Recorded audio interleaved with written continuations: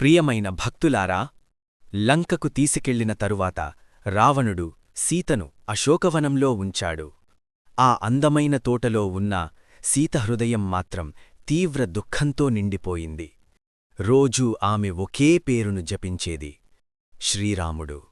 రావణుడు తరచుగా వచ్చి ఆమెను బెదిరించేవాడు. నన్ను వివాహం చేసుకో, లేదంటే నీకు శిక్ష తప్పదు అని హెచ్చరించేవాడు.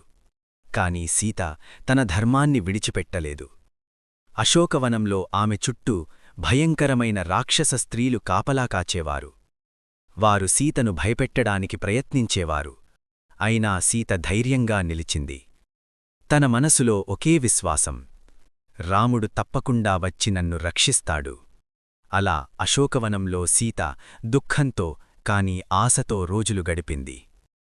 ఈ ఘట్టం మనకు నేర్పేది, కష్టకాలంలో కూడా ధర్మాన్ని విడిచిపెట్టకూడదు.